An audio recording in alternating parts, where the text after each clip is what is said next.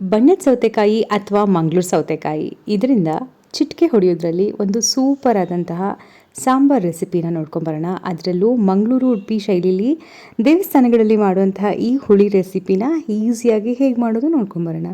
ಇಲ್ಲ ನನ್ನ ಪಾತ್ರೆಗೆ ಸೌತೆಕಾಯಿನ ಈ ರೀತಿ ಹೆಚ್ಕೊಂಡು ಇದನ್ನು ತೊಳೆದು ಸೇರಿಸ್ಕೊಳ್ತಾ ಇದ್ದೀನಿ.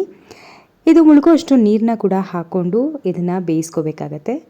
ಬೇಯಿಸೋದಕ್ಕೂ ಮುಂಚೆ ನಾನು ಇದಕ್ಕೆ ಸ್ವಲ್ಪ ಉಪ್ಪು ಹಾಗೆಯೇ ಹುಣಸೆ ರಸ, ರುಚಿಗೆ ತಕ್ಕಷ್ಟು ಬೆಲ್ಲನ ಹಾಕ್ಕೊಳ್ಳೋಣ. ಈ ಮೂರೂ ಈಕ್ವಲ್ ಪ್ರಪೋರ್ಷನಲ್ ಆಗಿ ಹಾಕ್ಕೊಳ್ಳೋದ್ರಿಂದ ಹುಳಿ ಒಳ್ಳೆ ಟೇಸ್ಟ್ ಬರುತ್ತೆ. ಸ್ವಲ್ಪ ಅರಿಶಿನದ ಪುಡಿನ ಸೇರಿಸಿ ಇದನ್ನು ಬೇಯೋದಕ್ಕೆ ಬಿಡ್ತಾಯಿದ್ದೀನಿ. ಒಂದು ಲಿಡ್ ಕ್ಲೋಸ್ ಮಾಡಿ ಒಂದು 10 ನಿಮಿಷ ಇದನ್ನು ಬೇಯಿಸ್ಕೊಳ್ಳೋಣ, ಬೇಗನೆ ಬೆಂದು ಹೋಗುತ್ತೆ. ಅಷ್ಟರಲ್ಲಿ ಇದಕ್ಕೊಂದು ಮಸಾಲೆ ಹುರ್ಕೋಬೇಕಾಗತ್ತೆ. ಅದಕ್ಕೆ ನಾನು ಒಂದು ಪ್ಯಾನ್ಗೆ 1 ಸ್ಪೂನಷ್ಟು ಎಣ್ಣೆನ ಹಾಕ್ಕೊಂಡು ಅದಕ್ಕೆ 1 ಟೇಬಲ್ ಸ್ಪೂನಷ್ಟು ಧನಿಯಾ ಅಥವಾ ಕೊತ್ತಂಬರಿ ಬೀಜ, 1 ಸ್ಪೂನಷ್ಟು ಉದ್ದಿನ ಬೇಳೆನ ಹಾಕ್ಕೊಳ್ತಾ ಇದ್ದೀನಿ.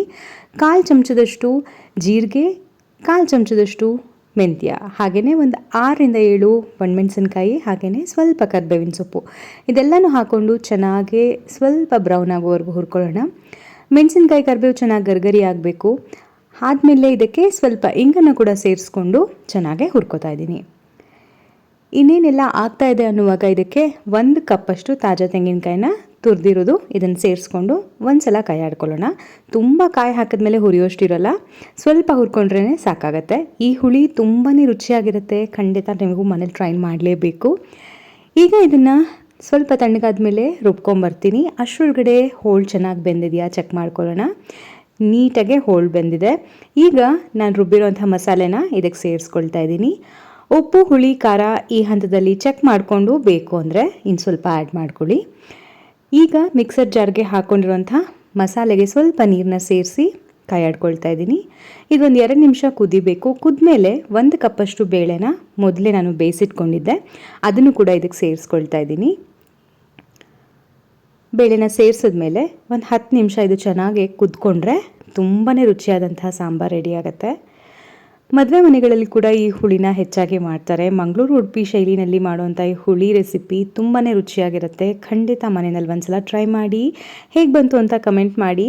ಇಷ್ಟೇ ಅಲ್ಲ, ಈ ಹುಳಿಗೆ ಒಂದು ಸಣ್ಣ ಒಗ್ಗರಣೆ ಕೊಟ್ಟರೆ ಇನ್ನೂ ಅದ್ಭುತವಾದ ರುಚಿ ಇರುತ್ತೆ.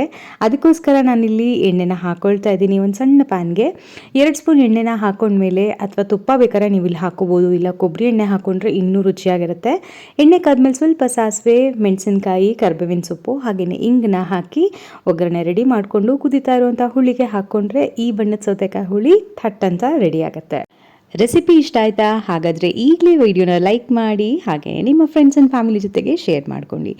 ಇನ್ನೂ ಸಬ್ಸ್ಕ್ರೈಬ್ ಮಾಡದೆ ಚಾನಲ್ ನೋಡ್ತಾ ಇದ್ರು ದಯವಿಟ್ಟು ಚಾನಲ್ನ ಸಬ್ಸ್ಕ್ರೈಬ್ ಮಾಡಿಕೊಂಡು ನೋಡಿ. ವೆಜ್ಬಲ್ ಕುಕಿಂಗ್ ಚಾನಲ್ನ ಹೀಗೆ ಸಪೋರ್ಟ್ ಮಾಡಿ. ಮುಂದಿನ ರೆಸಿಪಿಯೊಂದಿಗೆ ಮತ್ತೆ ಸಿಗ್ತೀನಿ. ನಮಸ್ಕಾರ.